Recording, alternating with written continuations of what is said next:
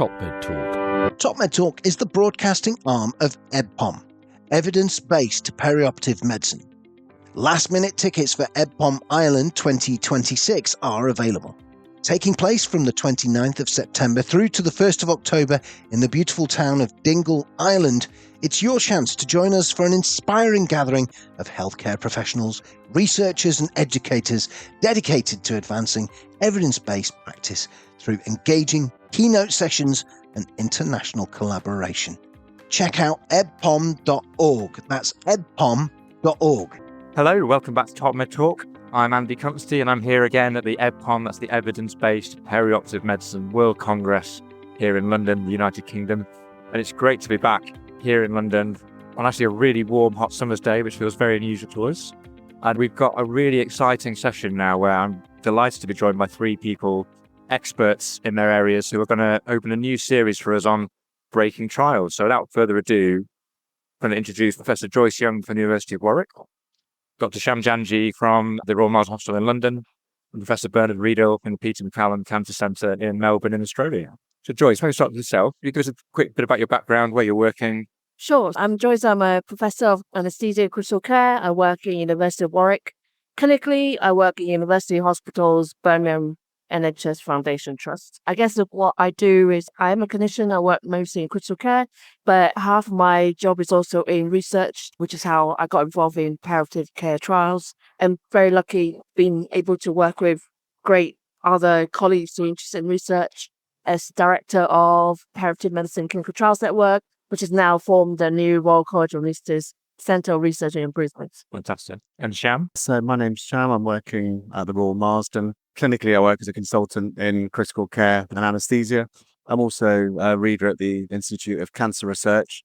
So prior to joining the Marsden, most of my research was in perioperative medicine, the specialty I work in, and critical care. But since being there, I've developed an interest in cancer biology with a group of scientists at the Institute of Cancer Research, which is what sort of led to me being involved in this trial in the first place. Fantastic. I'm Bernhard. Yes, I'm Bernhard Riedel. I'm from Peter MacCallum Cancer Centre in Melbourne, and so it's Australia's only dedicated cancer centre. Prior to that, I was at MD Anderson Cancer Centre, so I've got a long-standing history of caring for cancer patients, trying to understand how to best optimise, then get them ready for surgery, optimise the outcome, minimise the complications, and try and sustain their cancer journey so that they can get on to their adjuvant therapy and hopefully have a curative outcome. Fantastic. So let's turn to the VITAL trial then. So Joyce, Sham, I'll come to you guys first. So again, for many of us in the UK, we will be familiar with that trial, but for our international listeners who may not be, let's start at the beginning. What's the trial? What was the reason for running it? And what were you hoping to show with it? So VITAL stands for volatile versus intravenous anesthesia for patients undergoing major non-cardiac surgery. It came about as a research scientific idea that we want to come together and look for research ideas that it's going to help us improve patient care and outcome from surgery. And this is one of the burning questions from the anaesthetic community. And it's been an age-old debate, isn't it? Those people are really pro-TIVA, think it's great for patients, whereas other anaesthetists want to give volatile anaesthetic because they believe it's safer, less risk of accidental awareness. So this all came about, and obviously there's a very big interest in cancer outcomes with some observational data coming from Royal Marsden and other cancer centres saying that actually there may be some survival benefit if patients are given TIVA anaesthetic while their cancer is being resected under general anaesthetic. Definitely supported by animal data, but we realised that actually the evidence base is not very strong. We did start from a cancer angle, but we realized if we were to go to a major fund and say a 2-hour anesthetic is going to have this much impact, we need to be able to convince them actually there is also some difference in short-term outcome. And reviewing the literature, look at short-term outcomes, postoperative complications, actually the evidence is not very strong to support the choice of anesthetic. The countries may be split 50-50. We used to be using TIVA a lot less, but now we're more moving towards using TIVA more.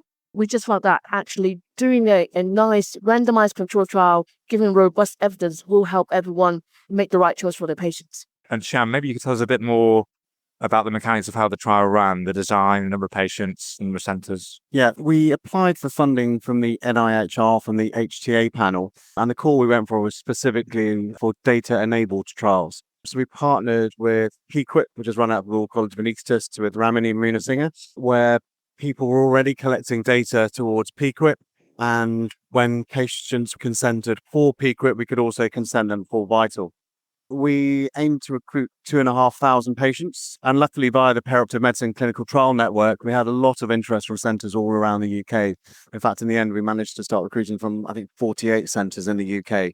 As Joyce said, I think that we sort of captured a moment in time. There was this increasing amount of people using TIVA.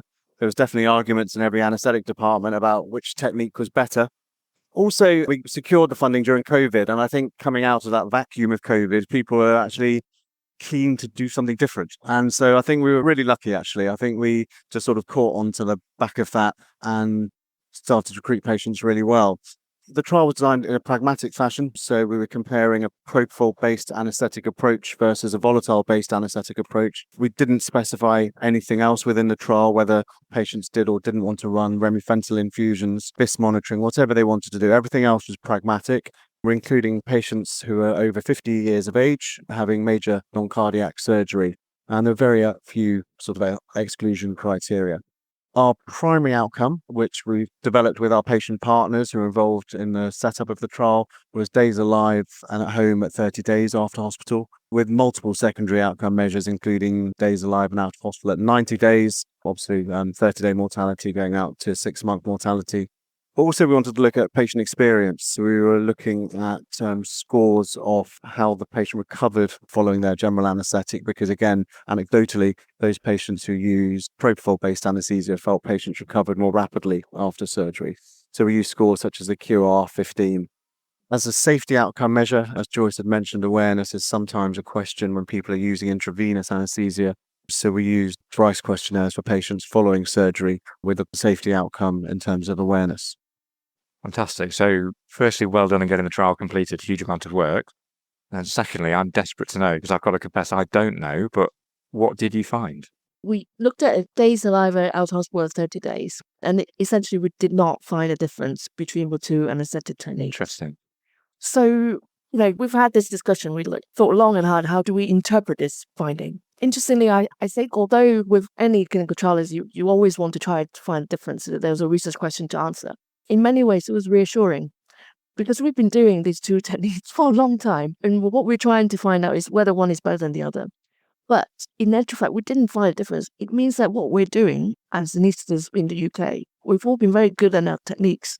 And what we've been doing is that the two techniques are equivalent, so no patients come to harm. So in many ways, we're reassured about that. But what we did find is in the secondary outcomes, patient had a better experience of TIVA anaesthetic. They reported instances of less thirst, hoarseness, and also postoperative nausea and vomiting.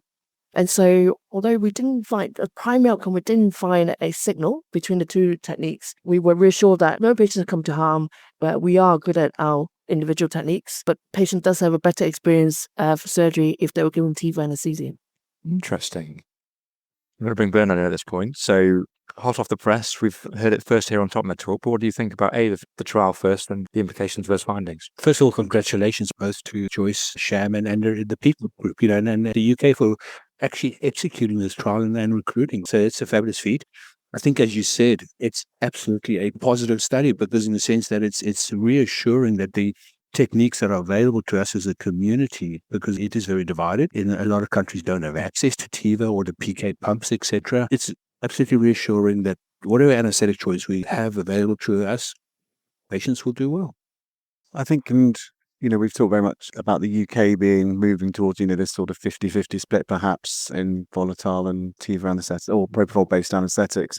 Actually, worldwide, I think volatile anesthesia is pretty much routine. So I think, also internationally, it's really important that we've demonstrated that doesn't appear to be a difference between these in terms of sort of medium-term outcomes at 30 days and 90 days for our patient cohorts. So I think that is very important, not only in terms of the drugs, but as Bernhard has said, the equipment involved in delivering a propofol-based anaesthetic is more complicated, is more expensive in terms of initial capital costs. So I think that is reassuring for international practice.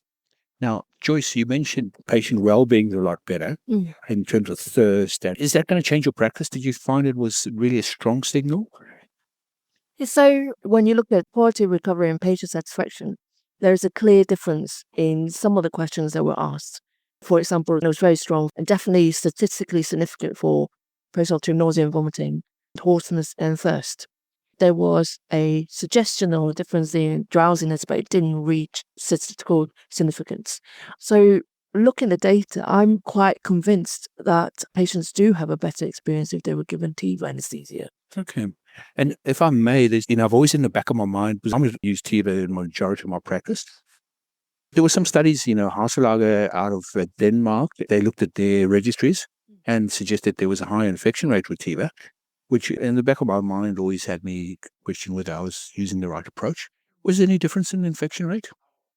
No, I mean, we looked at complication rates, including infectious complications after surgery, using standardized definitions, and we didn't find any difference between the groups. It was, in all of those measures, pretty much equal. And I have to say, remarkably equal. I mean, when I look at the tables, I don't even have to check which column is which, because the numbers are almost identical across almost every endpoint. So it's incredible. And I think, as Joyce says, very reassuring that actually all of our patients are getting a good deal from either anaesthetic. And then the Chinese published an RCT of about 1,200 patients, TIVA versus volatile. Their primary endpoint was cancer, and they didn't find a difference, but they had a second primary endpoint, and that was emergence delirium or delirium in the early postoperative phase. And any difference? No, again, we looked for that and found no difference. So we tested that in the early postoperative period and no difference in delirium. Again, remembering perhaps that this isn't a very high-risk group for delirium. I mean, there was aged over 50 having major abdominal surgery. We did look at frailty, and they were very balanced between the groups, but if I remember correctly, about 80% of them were well, with a smaller proportion of people with increased frailty scores. So it probably isn't that high-risk a group for delirium, but certainly in our trial, we found no difference between the two arms. And that's an important point, because the Chinese recruited inclusion criteria was patients older than 65. So yours was quite a younger population? Yeah. So there's been a lot of negative press recently about negative trials, which is a term I hate, and we don't want to call it a negative trial in any way, shape or form. But this idea that because a trial shows no difference, there's nothing to learn from it. As you've said, I think that's not the case in this trial at all from what you've said. But was there any suggestion of any different subgroups or any trends where certain phenotypes or certain patient characteristics may benefit from one treatment than the other? We've seen that a lot in the intensive care trial literature recently, particularly in oxygen studies and fluid trials, where the primary outcome shows no difference between two interventions. But when you drill down, and there's been AI work done trying to look at this in more detail, actually there are strong signals that are sometimes hidden within the bigger population groups. I'm trying to remember all the tables that we looked at. So we end up with a group of patients, majority having intra-abdominal surgery more than 2 hours, about 3/4 of cancer patients. And so we did have quite a balanced group between the two anesthetic techniques. And we didn't see from the results that there were suggestion that we should be focusing on a smaller group of patients. Now, there's a bit of a caveat to that, because when you go down to those smaller subgroups, the numbers we're talking about are really quite small. So even if it did show a difference, we really have to be very, very cautious. But I don't think there was any suggested group that we need to look further into. You mentioned cancer, and 3/4 of your cohort with cancer patients, Yeah. but quite a diverse group of cancer types. Yeah. So are you going to be powered enough, and I assume you're following up these patients for longer-term cancer outcomes and recurrence and overall survival? Are you going to be powered enough, and how long is this trial going to follow up these patients? So the original trial is powered to have 6 months follow-up. So we've completed the VITAL study, but it is our hope that we can get some further support and funding, with a small amount of funding, to look at longer-term outcomes, to link into the database to look at what happens to those specific cancer patients. Okay, so that's outside the realm of this current study. Correct. And so we need funding for that. You mentioned, I think in your presentation, about other work ongoing in other countries that Yeah. you're hoping to potentially be able to do individual patient-level meta-analyses Yes. on in the future. Does that give you the scope to kind of explore some of those questions in a bit more detail, maybe? Or Definitely, there is a bigger patient cohort. For example, the US Thrive study, its trajectories of recovery after anesthetic. They also have very similar research idea about comparing two anesthetic techniques, but we may end up with a slightly different patient cohort just because the research design is different. However, I do think that with the other randomized trials that are now ongoing, if we're recording anesthetic techniques, and we could certainly be able to pull together data on cancer patients, for example, a specific type of cancer, and do more exploratory work to see, because like you said, they are so heterogeneous and they might be having different cancer surgery. So within the confines of Vital, we're a bit limited as to what we can do. Any episodes of awareness? So we assessed awareness using the Bryce questionnaire at day 3 and day 30 to look for early and late recall. This was done at each of the individual sites, but as you know, it's quite difficult assessing awareness. We used sort of similar protocols to people who've used in trials where awareness has been a primary outcome of those trials. This was all done locally by the sites, and when there was any question of awareness, the local principal investigator would investigate that and look at each individual patient. In the end, there were 2 cases of what we thought was potential awareness in the whole trial. Both of those were in the propofol-based anaesthesia arm. But again, the numbers are so small, it's very difficult to come up with any conclusions from that, I think. And does it raise concern? 2 out of 1,000, so it's a very low incidence, but it is a devastating event to patients. Absolutely. I think, as you say, the numbers are so low, it's difficult to draw any conclusions from that. And obviously, awareness, whilst a safety outcome wasn't a primary outcome, it's a similar number in terms of the frequency to other trials, published in this area. So although it did happen that both were in one arm, I don't think we can draw any further conclusion from that. Yeah. Just want to point out that in Thrive study, they are powered to detect accidental awareness as one of their main outcome. They're recruiting 12,500 patients, so we'll definitely get an answer whether there is an increased risk of accidental awareness because of the type of general anesthetic given. Interesting. And it's worth just highlighting the difference to the study we've been talking about, Vital to Glucovital. And I don't know if you want to touch on that, Joyce, and I know the studies were linked. Yeah. But some people may hear those terms banded around and not fully understand. Yeah, it's great that you brought this up. Obviously, we don't want our research to end with Vital, so we'll always keep on exploring, making sure we're doing the right thing for our patients. So Glucovital is led by Professor Gareth Auckland at Queen Mary in London. The idea is that if we did find a difference in patient outcome, we want to explore the mechanistic reasons behind it. And one of the idea was that they noticed when they were doing some pilot Vital patients within the cohort that there was a significant difference in terms of high blood sugar or hyperglycemia in the perioperative duration, so up to 2 hours and beyond following surgery. And that there appeared to be a difference between those who were given volatile-based anesthesia to those given propofol-based anesthesia.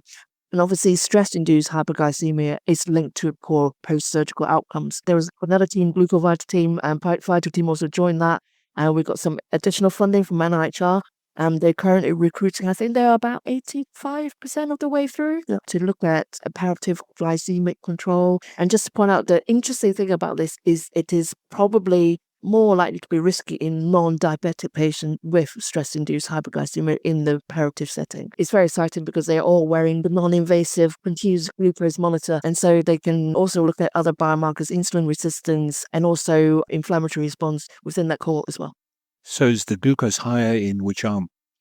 It's high in the Volatile. Yeah, so from our initial pilot data, we found that with the volatile arm, and there is basic science data that sort of can try and explain that.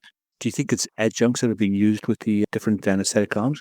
May it be your propofol TIVA has got more remifentanil, so therefore you're ablating your stress response more? Very possible. The pilot data was in a very small group. It was 40, 45 patients. The mechanistic work was actually not from us, but prior work was actually mainly suggesting that it was actually volatile that led to the hypoglycemia. But you're absolutely right, there may be differences. In our Vital cohort, about 45% of the patients who receive volatile also receive remifentanil, whereas in the propofol arm, it was about 80 to 85%. So you're right, there may be confounders within it. But, this is really hypothesis-generating work. There haven't been many trials, in fact, if any, using continuous glucose monitoring throughout the perioperative period. So this was one of the aims of this study, was to make sure we could do this, to look for this injurious hypoglycemia in the non-diabetics. And then, we'll go on to look at some of the mechanistic work, looking for insulin resistance and try and tease some of that out. We're aiming to recruit roughly about 400 patients, and we'll obviously try and look if there is any association with changes in glycemic control, whether that's also associated with other complications after surgery. We talked about infectious complications, but also myocardial injury, looking at MINS, and just to look mechanistically at what may be, if there are any differences between the two arms. Do you find in the execution of the study that TIVA maybe needed more vasopressor support? Was there more hypotension? Was there a difference in managing the different arms?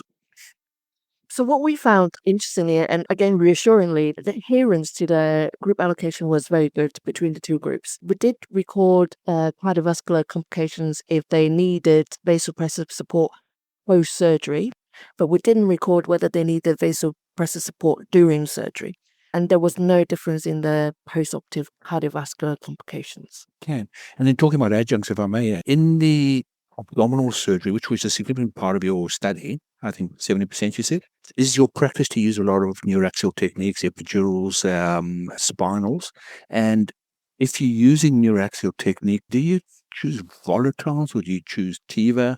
And is that going to have a difference in your adrenergic stress response as well? Good question. And I think in terms of what people's usual practice is, I think people commonly use regional techniques for abdominal surgery. I mean, I know my hospital is pretty much routine, and I think in most of my colleagues' or friends' hospitals, I think that is routine. In the trial, obviously, as I said, it was a pragmatic trial, so we allow people to use their usual practice. And in fact, actually, it was literally almost identical. Yeah, in terms of regional techniques used between the two arms, it was pretty much identical. Again, obviously, it doesn't confound it, but it was very well matched between the two groups. That's good. Yeah, interesting. So one, really exciting we get those results from yourselves today, but two, really, really exciting that there's clearly more work in the pipeline, that mechanistic work still to come. So thank you very much for joining us on TopMedTalk. Thank you for breaking the trial news here first, and I'll wait the further results with interest. Thank you for having us. Thank you for having us. As always, you can find our podcast on our website, on podcast catchers. You can find us on social media. Give us a like, hit thumbs up. It really makes a difference. And most importantly of all, thank you to our sponsors, BD and GE, without whom we couldn't keep bringing TopMedTalk free and open access around the world. Thank you. TopMedTalk. TopMedTalk is the broadcasting arm of EBPOM, Evidence Based Perioperative Medicine. Last-minute tickets for EBPOM Ireland 2026 are available. Taking place from the 29th of September through to the 1st of October in the beautiful town of Dingle, Ireland, it's your chance to join us for an inspiring gathering of healthcare professionals, researchers and educators dedicated to advancing evidence-based practice through engaging keynote sessions and international collaboration. Check out ebpom.org. That's ebpom.org.